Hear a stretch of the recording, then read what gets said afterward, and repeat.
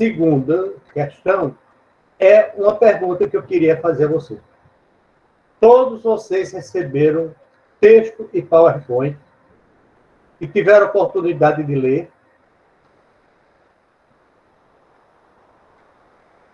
Ótimo. Então, Milena, diga lá, Milena, qual a sua dúvida da aula passada?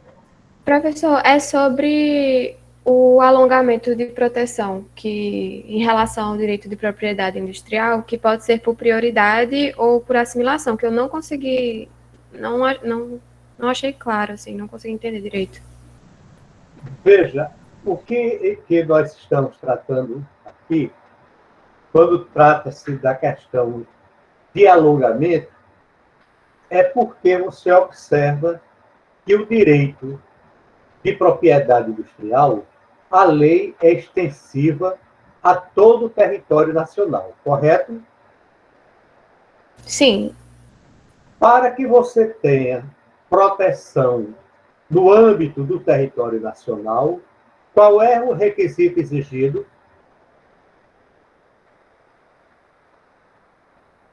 o registro. O registro. Se você, para ter a proteção no âmbito do território nacional, qual é o requisito?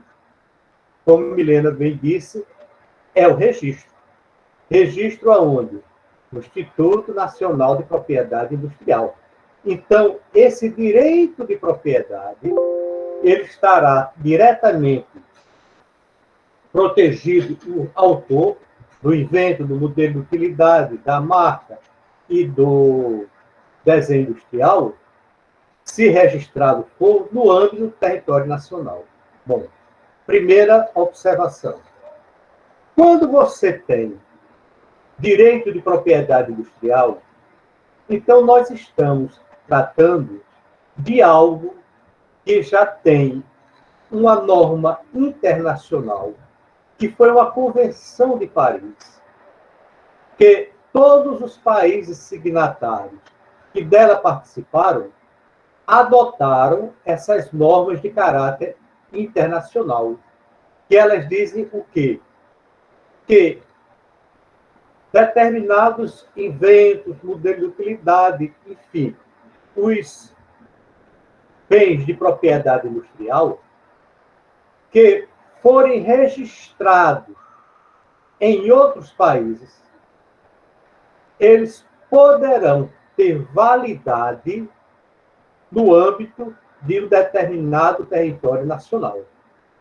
Significa dizer o seguinte, para dar um exemplo bem claro, é um invento que foi fabricado, quer dizer, o Brasil hoje ele detém a tecnologia de prospecção do petróleo em águas profundas. Então, isso é um direito de propriedade brasileiro. Se, porventura, ele, e como foi, participou do Congresso de União de Paris, que trata de estabelecer normas internacionais de proteção a esses bens, por exemplo, o caso da invenção da prospecção em águas profundas, esse aspecto tecnológico, os outros países, mesmo que o Brasil não tenha registrado essa tecnologia lá, mas tem ele, o Brasil, direito de propriedade que é respeitado pelos outros países, e vice-versa. Ficou claro agora, Milena? Ficou assim, professor. Obrigada. Então, dar-se-á, por consequência dessa Convenção da União de Paris, o alongamento para que, mesmo que não haja registro em determinado país, mas sendo ele signatário do direito de propriedade estabelecido na Convenção de Paris, então os outros países respeitarão esse direito de propriedade. Alguma dúvida para vocês?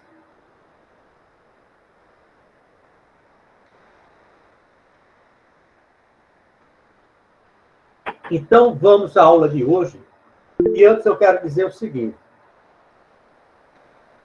que apesar da aula de hoje, mas às 10 horas estará ocorrendo uma reunião do Departamento de Direito Privado. Aliás, especificamente do direito privado, para tratar dessa questão, não sei se vocês estão tendo conhecimento, a respeito da discussão sobre falta de professores em Santa Rita. Vocês têm conhecimento já disso, né? Veja, mesmo assim, como as reuniões demoram, eu irei me alongar até 10h15, por aí voltarei para a reunião do departamento, certo? Mas eu quero deixar.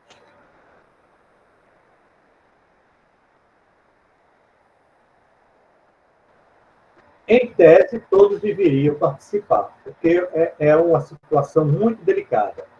No entanto, então todos deveriam. No entanto, alguns têm uma determinada circunstância que não poderão participar.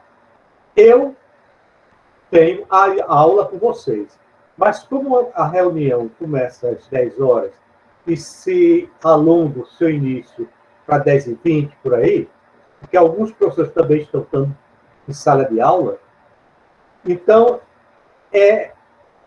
o conteúdo da aula será dado e eu terminando, então, imediatamente irei para a reunião. Compreendeu, Daniel? Para não prejudicar a aula de vocês. Até porque eu quero ver se termina esse assunto hoje e amanhã, e na terça-feira nós faremos a nossa prova do primeiro estágio, tá certo? Mas vai depender de nós termos o conteúdo de bens protegidos pela Lei de Propriedade Industrial dado até amanhã. Caso contrário, a gente prorrogará. Ficou claro, então?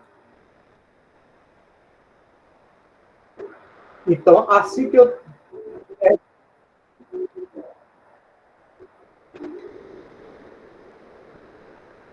Na terça ou na quarta, a gente amanhã definirá, tá certo?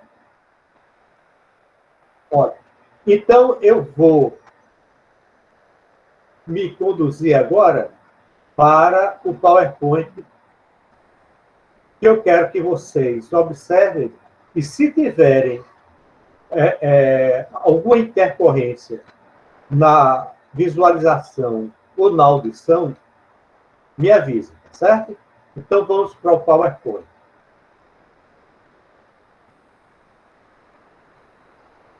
Todos estão visualizando?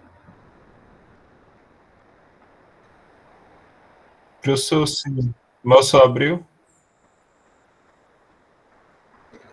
Agora sim, está aberto. Pronto. Está tudo tranquilo para vocês? Estão visualizando, né? Então, vejam. Quais são os bens que nós iremos hoje tratar na nossa aula de Direito de Propriedade Industrial?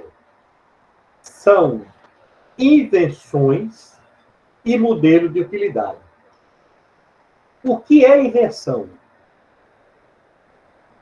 Invenção não existe na nossa norma jurídica, quer dizer, a Lei de Propriedade Industrial, uma definição do que é invento. Mas,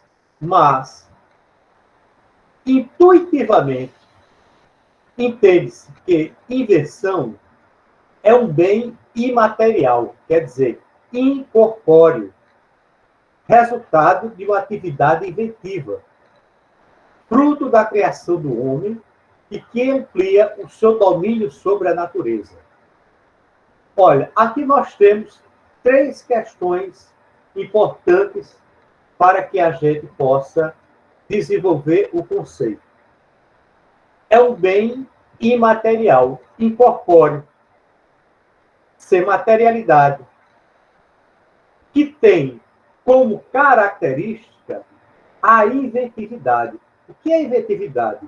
É algo que é descoberto, é inventado, fruto do domínio da inteligência humana para superar algum problema. Em geral, um domínio sobre a natureza. E simplificando para que vocês entendam.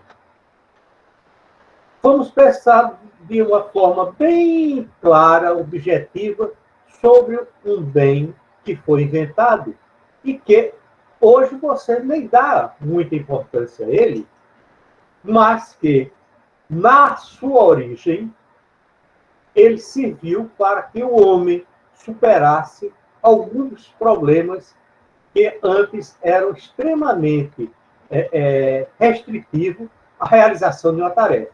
Por exemplo, a roda.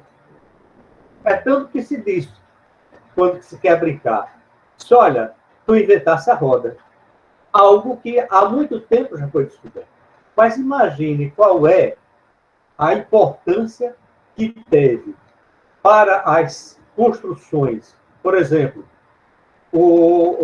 as pirâmides do Egito, as grandes obras faraônicas, a própria muralha da China, todas essas obras, elas que tinham blocos de concreto enormes para serem transportados, no momento em que alguém inventou a roda, facilitou o trabalho humano. Então, vejam vocês que o invento é uma atividade humana, fruto da sua compreensão do mundo, do seu raciocínio, da sua inteligência, que ele cria para superar o problema. Certo?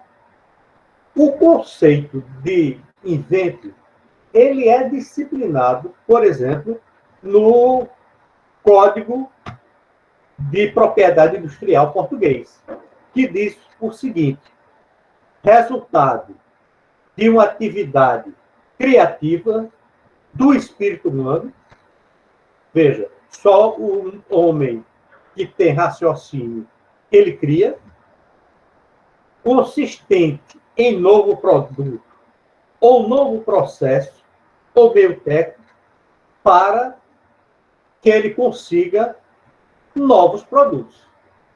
Então, esse conceito do Código de Propriedade Industrial, ele se assemelha com essa nossa percepção de invenção que eu estou colocando para vocês. Então, decorre de uma busca para a solução de um problema existente, que é fruto de uma criação original do espírito humano. Veja, se o Código de Propriedade Industrial nosso não estabelece, não conceitua, não define o que é invenção, o artigo 10 do Código de Propriedade Industrial, da Lei de Propriedade Industrial, melhor dizendo, determina o que não é invenção.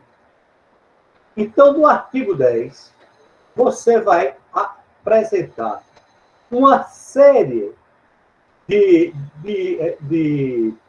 realizações que não correspondem à invenção como bem de propriedade industrial. Por exemplo, regra de jogo, apresentação de informações, o PowerPoint, técnicas operatórias, descobertas científicas e métodos matemáticos.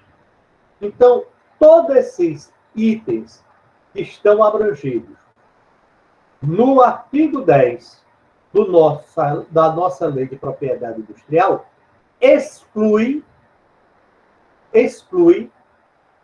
do conceito de invenção. Não é invento. Não é invento. Ora, o que é invento tem a proteção da Lei de Propriedade Industrial. O que não é invenção Então, todas essas concepções, regra de jogo, PowerPoint, tudo isso é protegido pelo direito autoral. Ficou claro para vocês? Alguma dúvida?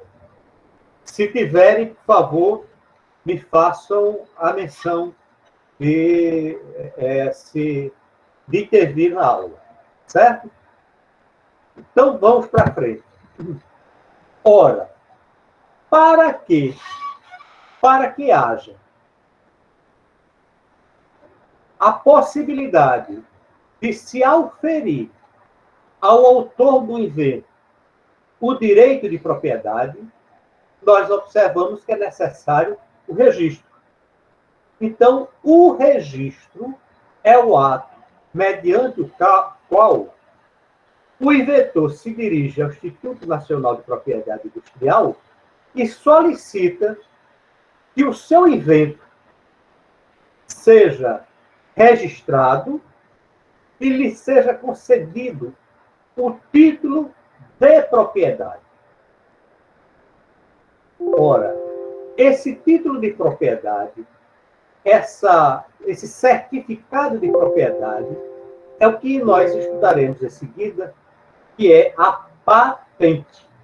Então, quem registra o seu invento e o NPI lhe concede o direito de propriedade, esse direito de propriedade ele é estabelecido numa carta patente, que é um certificado de propriedade. É um título de propriedade. Correto? Ora, quando então há o depósito do invento, o Instituto Nacional de Propriedade Industrial, que nós vimos que é uma autarquia federal, vai examinar se os requisitos necessários para a concessão da carta patente foram obedecidos. Esses requisitos eles estão aqui colocados no artigo 8º, que fala da novidade, inventividade, industriabilidade e licitude. São os quatro requisitos necessários para orientar os técnicos do Instituto Nacional de Propriedade para conceder o invento a determinada pessoa. Então, vamos olhar particularmente o que diz cada um desses requisitos. Pois não, alguém quer pronunciar? Professor, é Daniel. Eu queria tirar uma dúvida, professor. Então, só para ver se eu entendi direito. Invenção é diferente de coisa autoral. De direito autoral, é. Certo. E a invenção, o direito de propriedade de uma invenção é garantida pela carta de patente. Carta de patente. Pronto. Perfeito. Justamente. Então, se você olhar a aula passada, eu determinei bens protegidos pela Lei de Propriedade Industrial, invento e modelo de utilidade, através da patente.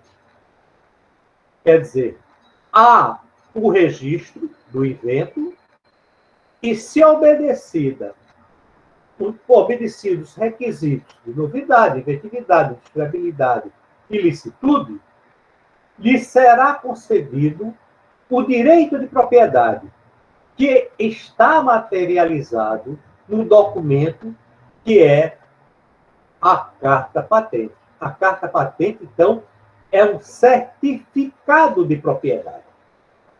Ficou claro, Daniel? Sim, professor. Então, vamos olhar o que é novidade. Novidade é a invenção não compreendida no estado da técnica. E no artigo 11, nós vamos ter o que é o estado da técnica. Certo? Então, vamos analisar primeiro a noção de novidade.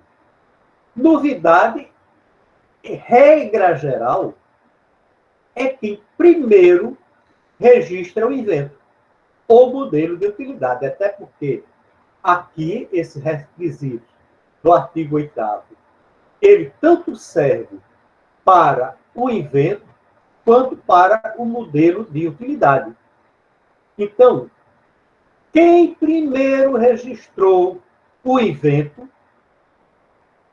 ele atende ao princípio da novidade. Vou exemplificar.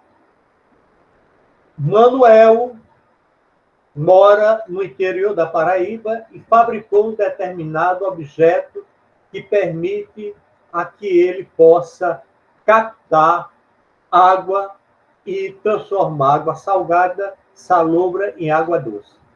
Certo? No Rio Grande do Sul, Zé da Penha faz de forma independente e sem conhecimento do que foi inventado por Manuel, o mesmo invento. Ora, aquele que primeiro depositar esse invento, ele, obedecendo os requisitos que a lei exige, ele poderá ter um certificado de propriedade. Mesmo que Zé da Penha, lá no Rio Grande do Sul, no interior do Rio Grande do Sul, ele há mais tempo tenha descoberto. Mas o registro de quem o primeiro faz lhe certificar o direito de propriedade. Esse é o critério de novidade. Ora, e neste caso, a lei estabelece a noção de estado da técnica. Que é estado da técnica? Tudo aquilo tornado acessível ao público antes da data de depósito do pedido de patente, por descrição escrita oral, por uso ou qualquer outro meio, no Brasil ou no exterior. Abrange os conhecimentos a que a pessoa pode ter acesso, significando dizer o seguinte: o estado da técnica se refere ao conhecimento que a pessoa tem do determinado bem. Ora, se Manuel, ele deposita o bem, e esse bem não é de conhecimento público, então aí você tem o princípio da novidade sendo obedecido. Porque o estado da técnica significa que já há conhecimento a respeito daquele invento. Então, vejam, em seguida eu coloco uma afirmativa de Rubens Requião, que é muito direta, objetiva e clara. Estado da técnica significa o que não foi revelado ou usado não se integra no estado da técnica, constituindo, por isso, novidade. Então, se não é conhecido, não está no estado da técnica.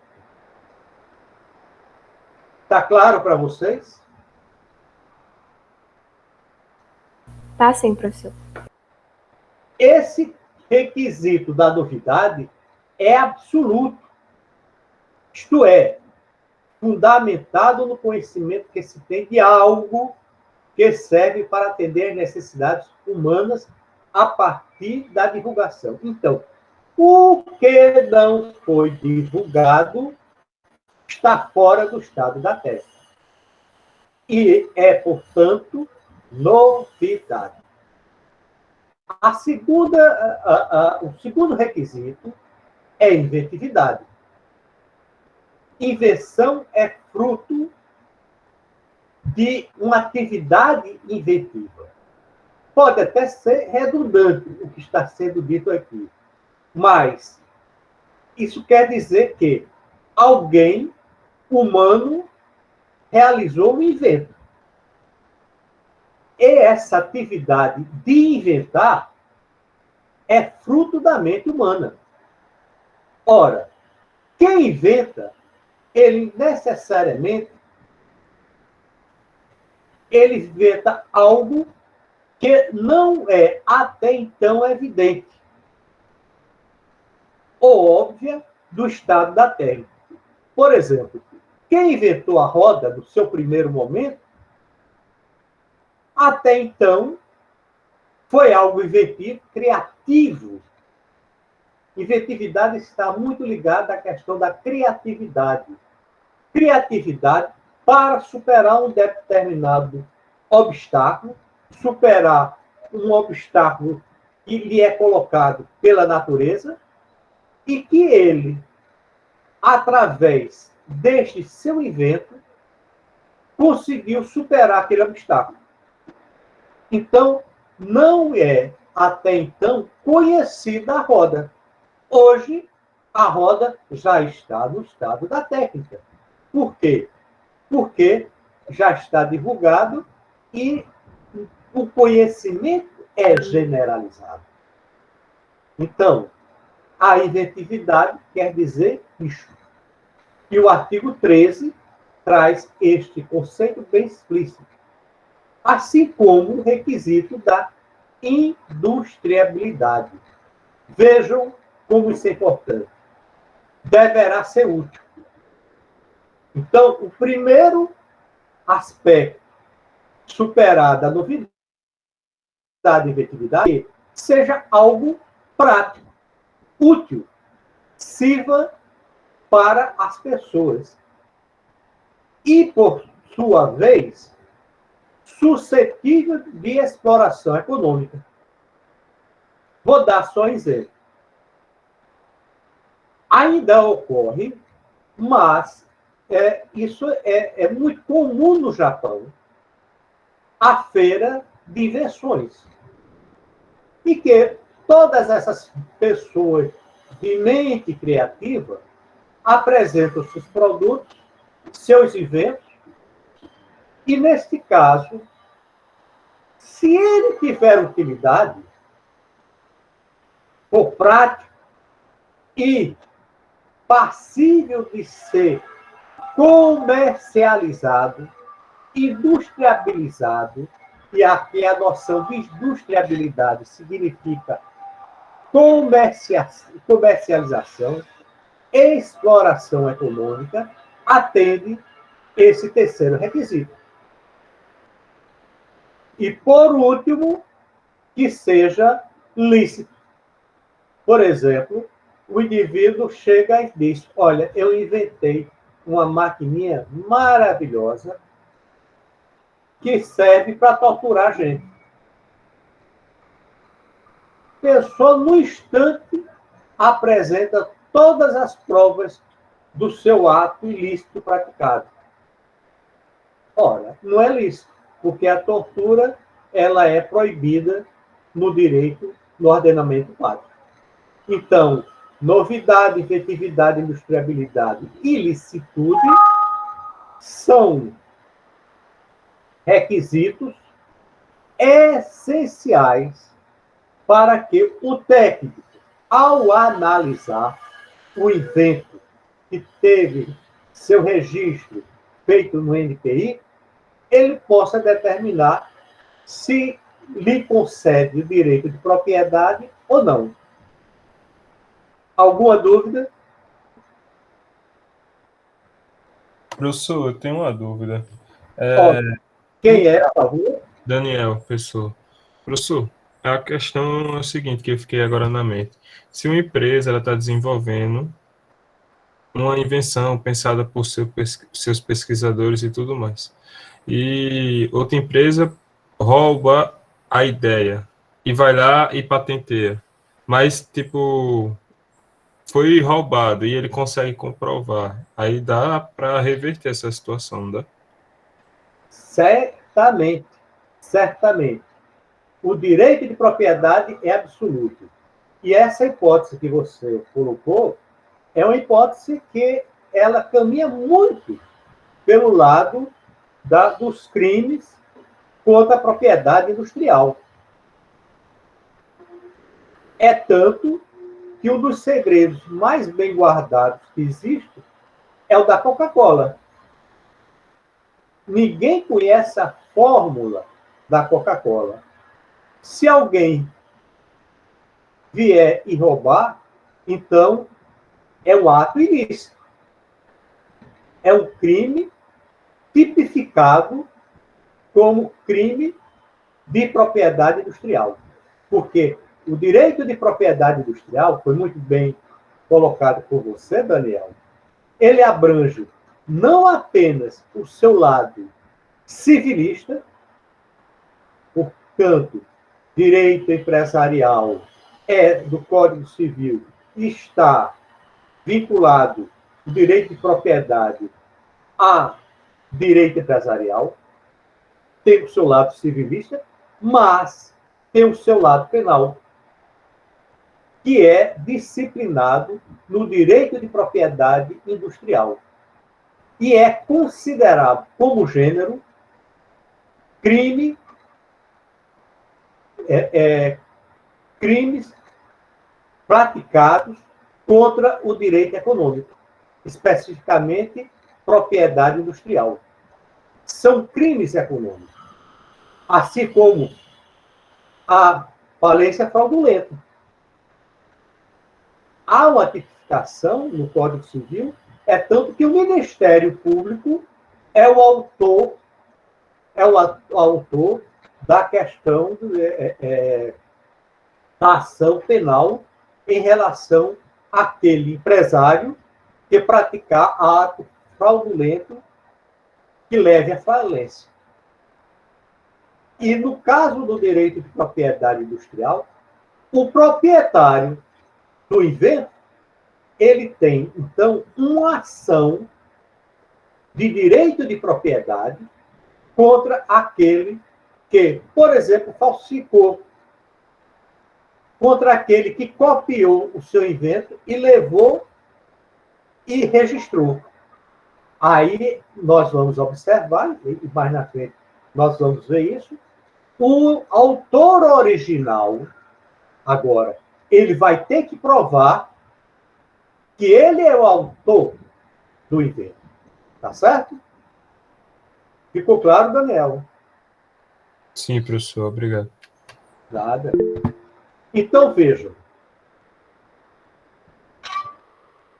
Nós estudamos, então, a questão relativa ao estado da técnica. Só para lembrar vocês.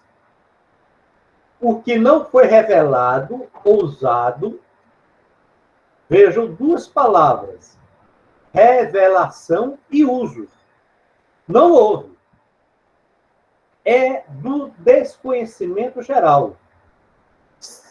Então, não se integra no estado da técnica. Que não foi revelado ou usado, não se integra no estado da técnica, constituindo, por conseguinte, novidade. Então, o conhecimento significa estado da técnica. Algo que já é do conhecimento público. Ora, a lei, então, apresenta parâmetros de aferição do estado da técnica, o que está colocado no artigo 11, parágrafo 2º. E ele estabelece um estado da graça, no artigo 12. O que é o estado da graça? É um lapso de tempo no qual não é considerado estado da técnica a divulgação de invenção ou modelo de utilidade ocorrida nos 12 meses precedentes à data de depósito ou da prioridade do pedido de patente. Tá certo? Se promovido por quem? Quem são os legitimados? Inventor, NPI, TC. Tá certo? Mas vamos olhar o que é o estado da graça? É um lapso temporal.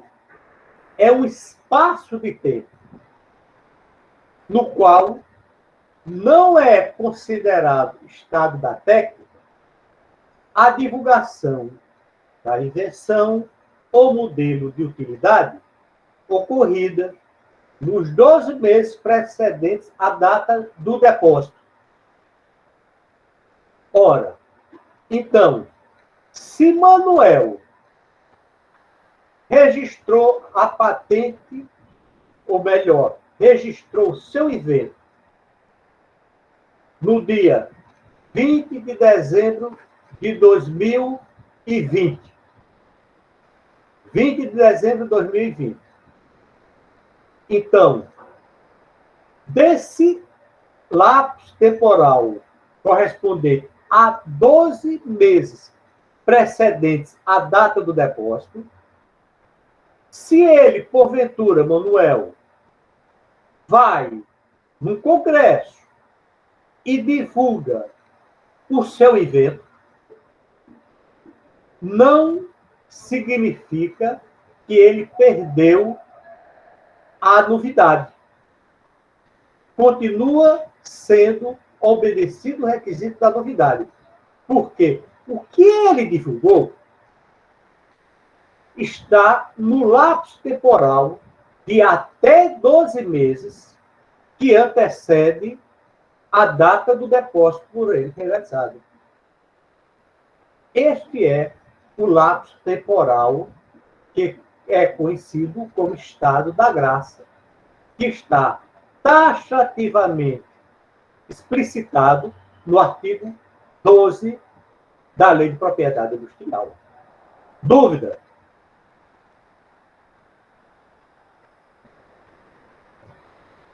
Ficou claro?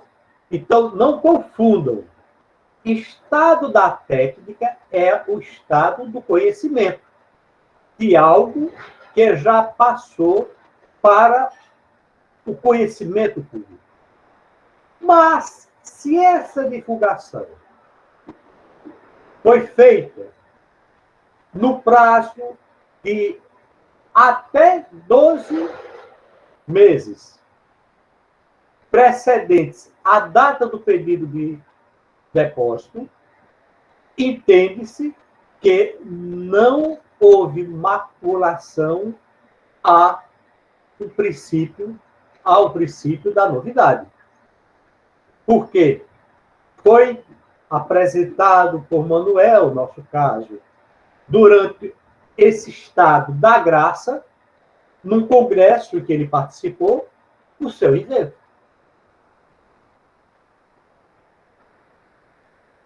Ficou claro?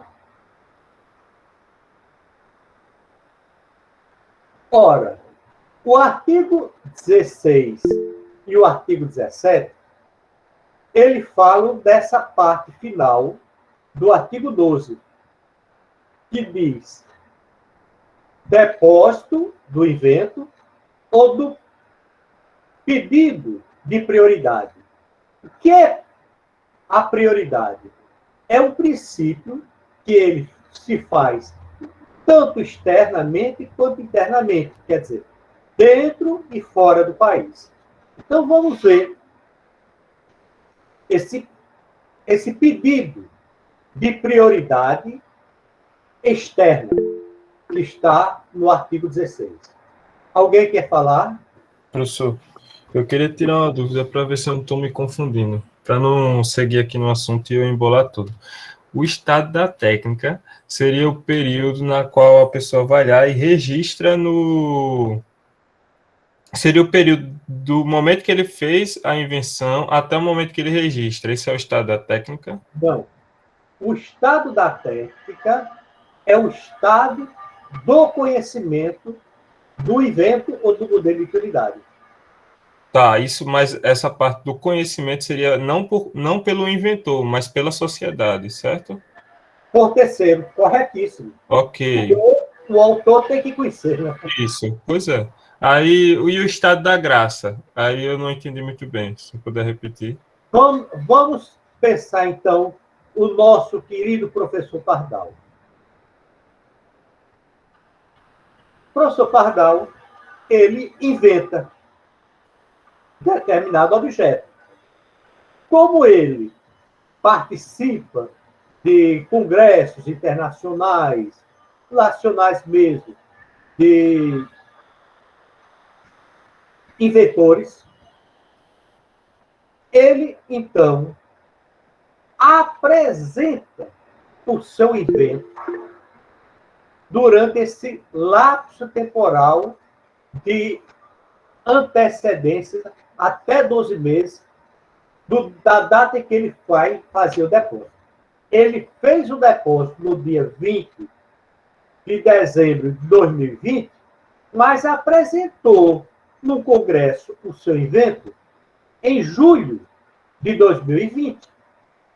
Ora, já começou a ter a divulgação, já houve conhecimento. Mas, pela leitura do espírito, ou melhor dizendo, textualmente, perdeu-se a novidade, porque já é conhecimento, já está no estado da técnica. Mas se essa divulgação tiver ocorrido no estado da graça, não significa que houve perda da novidade. Professor, e se duas pessoas fizerem ao mesmo tempo? Aí seria de quem registrar primeiro, não importa o estado da graça, seria isso? Se duas pessoas inventarem um mesmo objeto, aí as duas vão apresentar, vamos dizer, no mesmo local. Aí tem o estado da técnica, porque elas estão apresentando aos terceiros. Mas aí, como é a mesma invenção, as duas estão dentro do estado da graça. Então seria quem registrasse primeiro teria o direito? Quem for mais célere. Entendi agora. Era essa a minha dúvida que eu estava. Quem for mais célere, quem registrar primeiro, ganha. Porque ambos, de forma independente, divulgaram o mesmo produto. E, coincidentemente, veja, é bastante raro, mas pode ocorrer, apresentaram nesse congresso.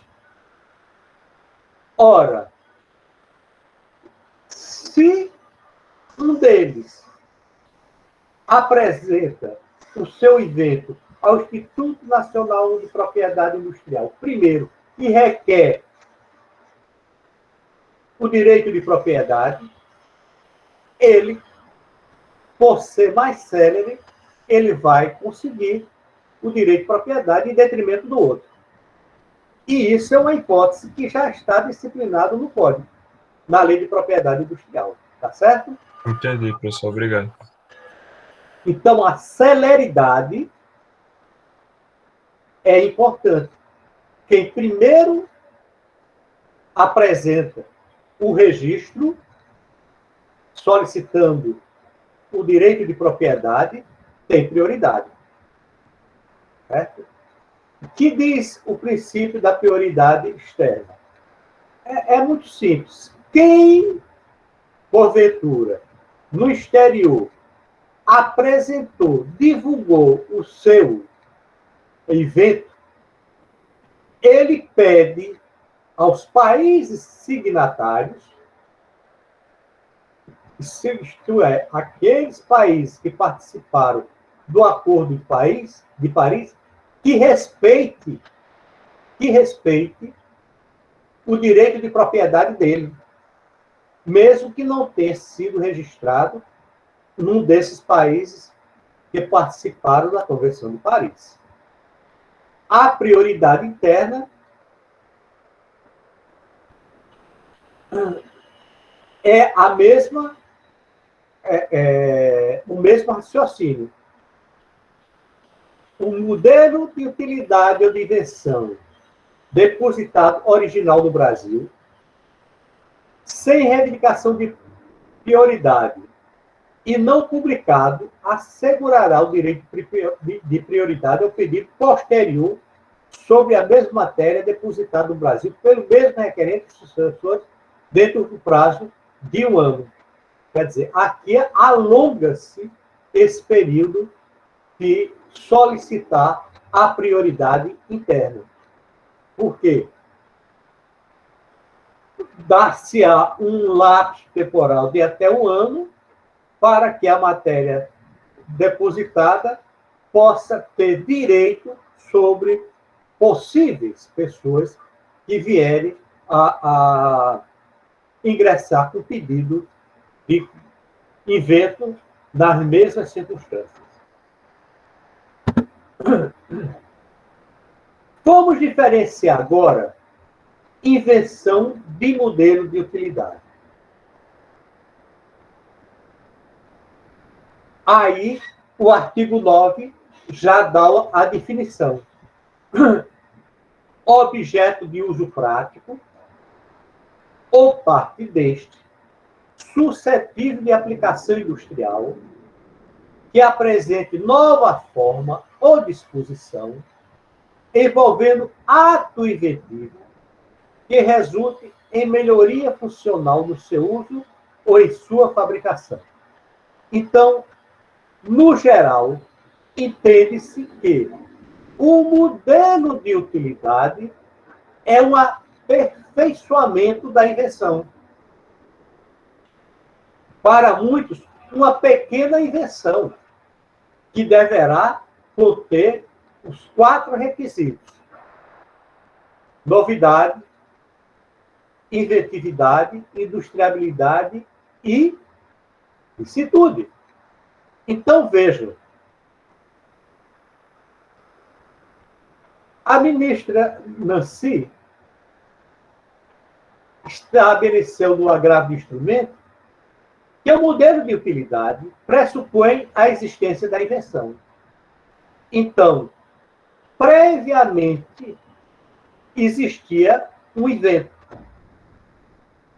em que já estava em domínio público e uma determinada outra pessoa modificou, alterou, dando uma disposição diferente, aperfeiçoando o invento anterior. Eu coloquei aqui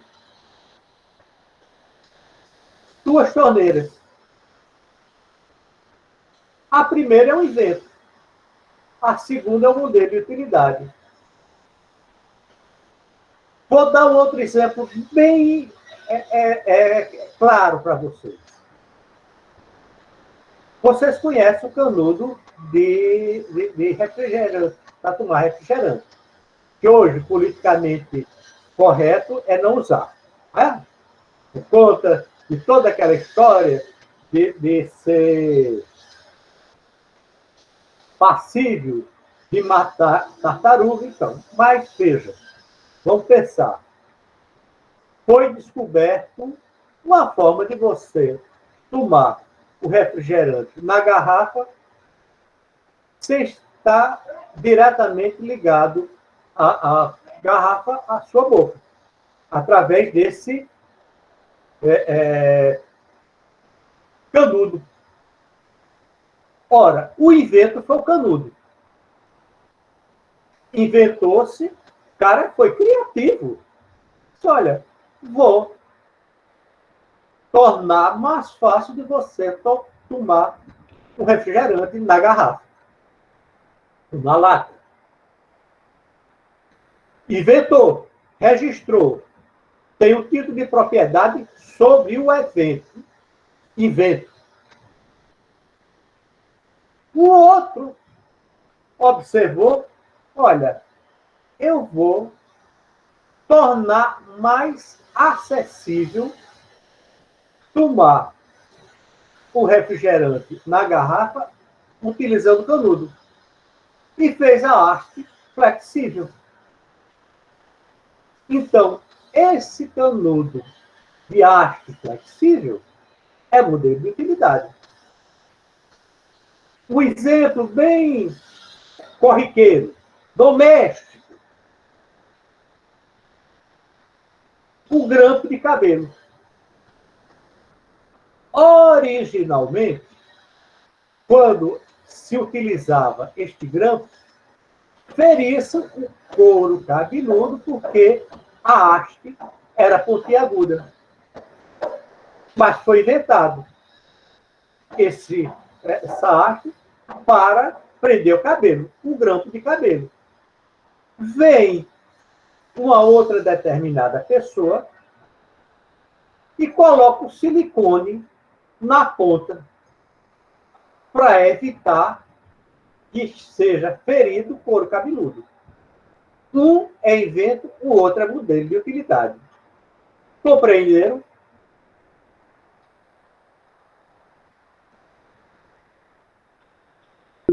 Sim, professor. Diga.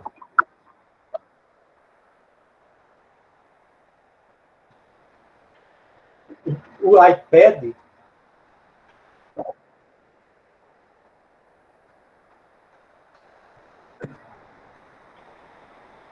é a mesma configuração do que você... Vou dar só um exemplo para vocês. Que foi o filme que eu passei para vocês sobre o inventor do para-brisa. Fica mais claro para você fazer a analogia.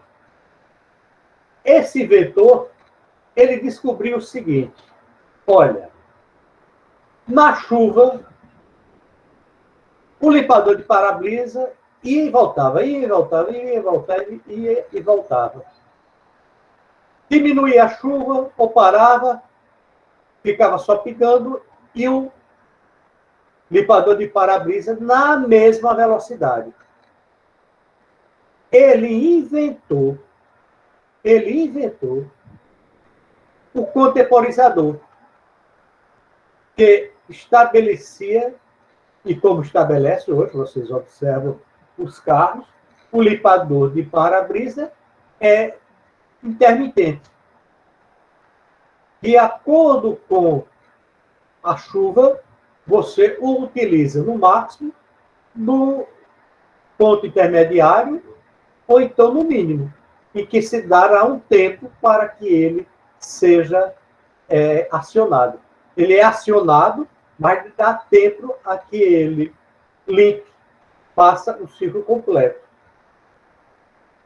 São dois exemplos que estabelecem a diferença entre invento, algo que já foi inventado. O outro é, sob o invento, se faz uma pequena invenção que estabelece uma nova forma ou disposição para utilizar-se daquele produto. Ficou claro? Ótimo. Agora veja você o seguinte: tanto o invento como o modelo de utilidade, eles são bens de propriedade industrial que assegura ao autor do invento ou do modelo de utilidade domínio, propriedade sobre esses dois bens. Então, aqui está presente o direito de propriedade.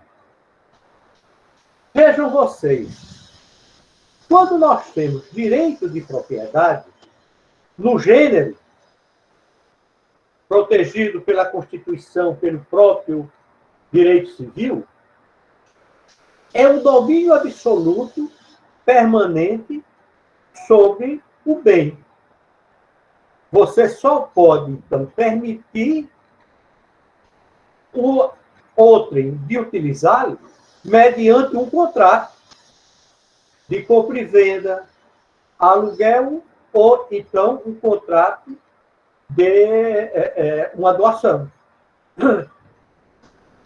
E este direito de propriedade se eterniza.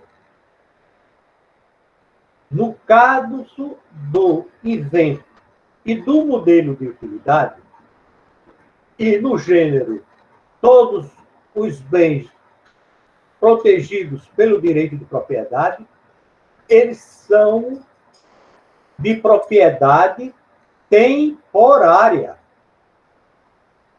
Existe um dado lapso de tempo que o autor poderá utilizá-lo de forma plena, absoluta.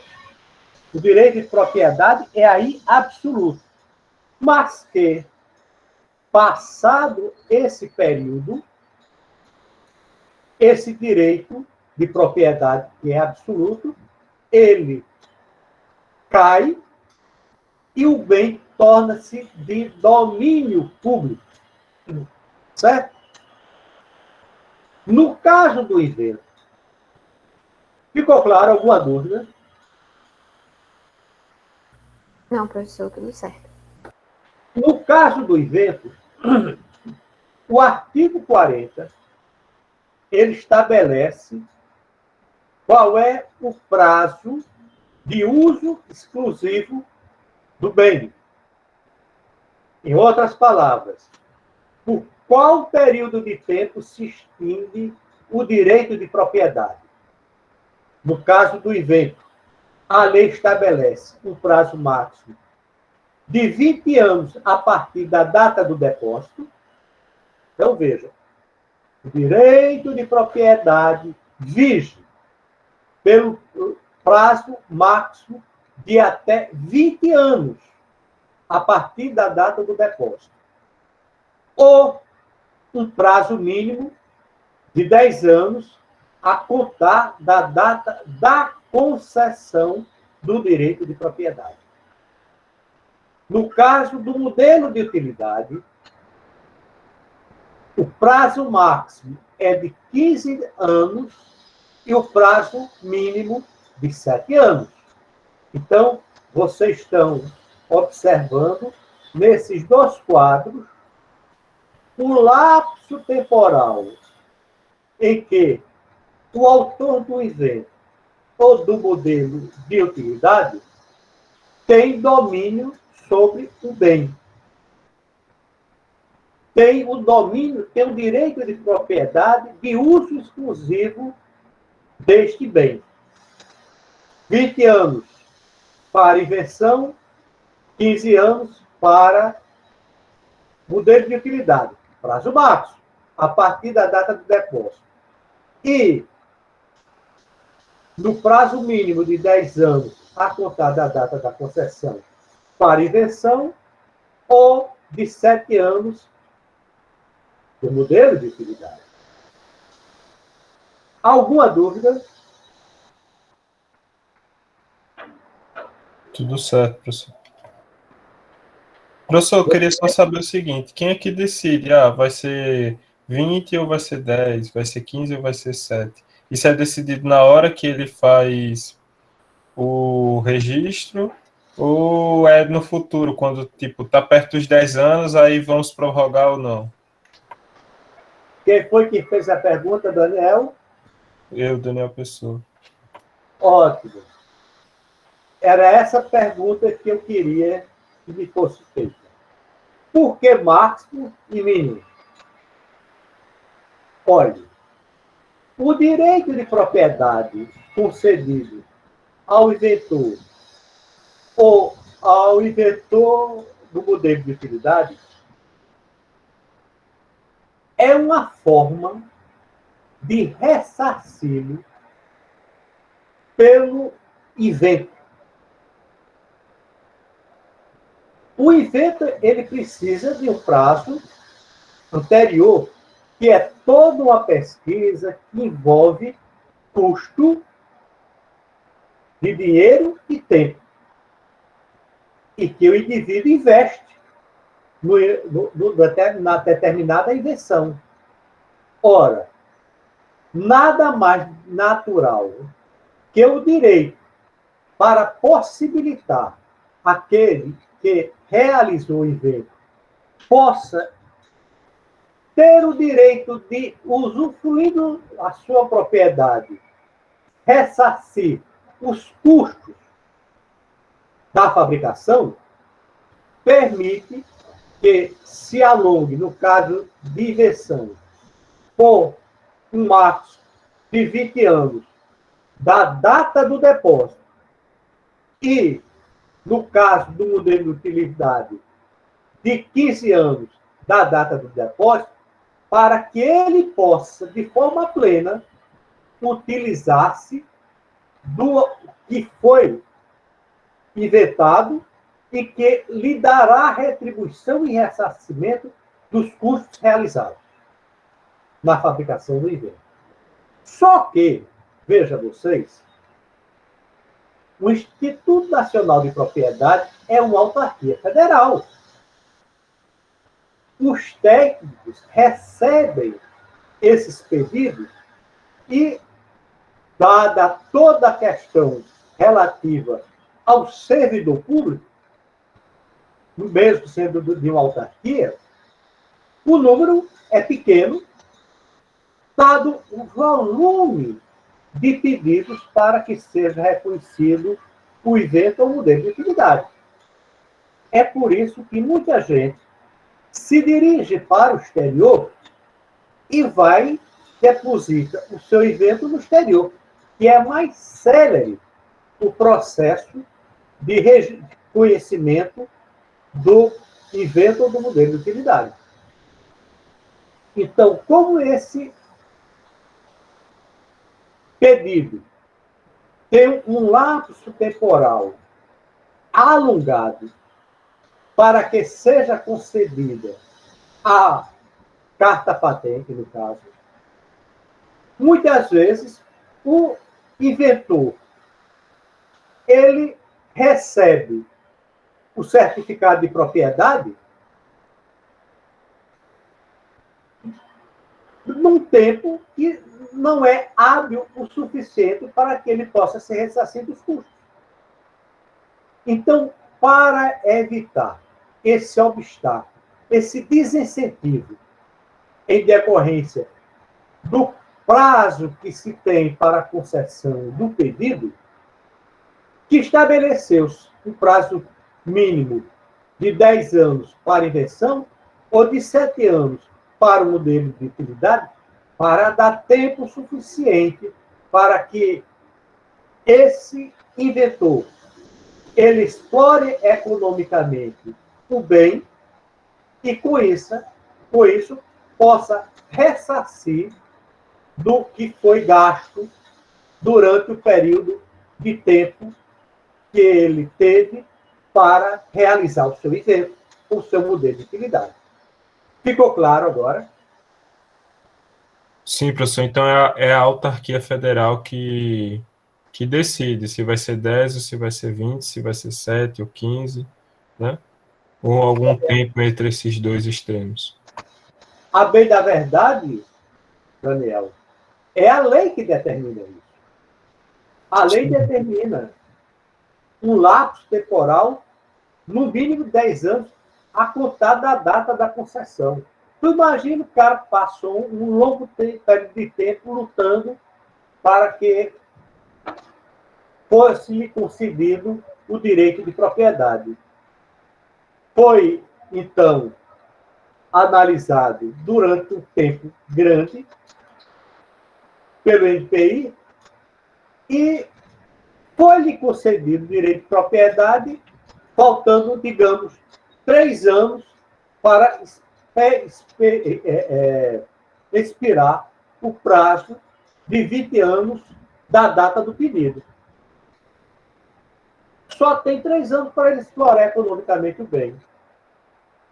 Ora, neste caso, a lei estabelece e o NPI, então, segue a norma estabelecida que o direito de propriedade deste inventor se dará da data da concessão 10 anos para frente. Ou 7 anos, se for modelo de utilidade. Ficou claro? Sim. Vamos agora à noção de patente. Patente o que é? É um tipo, diga.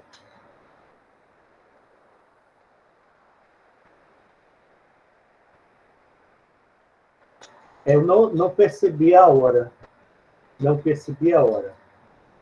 Deixa eu iniciar só essa parte da questão da patente. Só um minuto, parece que estou me chamando.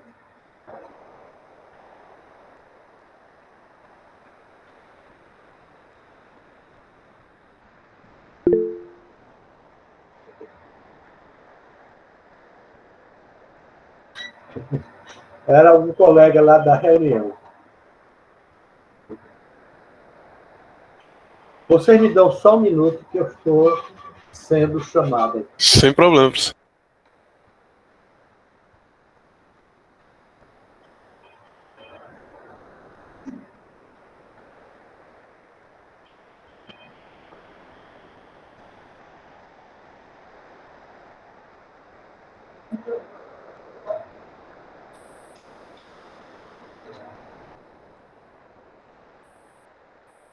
Entendeu?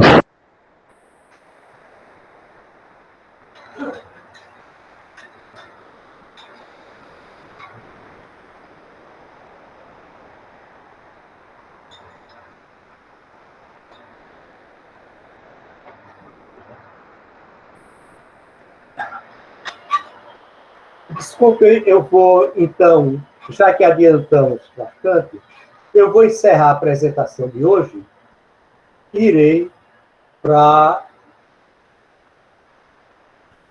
a reunião, tá certo? Professor, o senhor vai enviar esses slides hoje de tarde?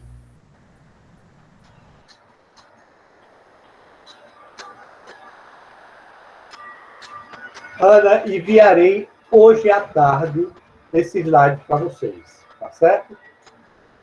Então, amanhã nós terminaremos a aula de hoje, tá certo? Que se refere à parte que ficou referente à patente. É muito importante porque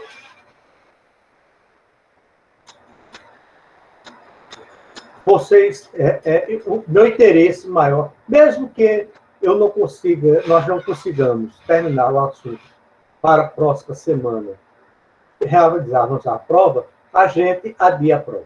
Tudo bem? Então, obrigado pela presença de vocês.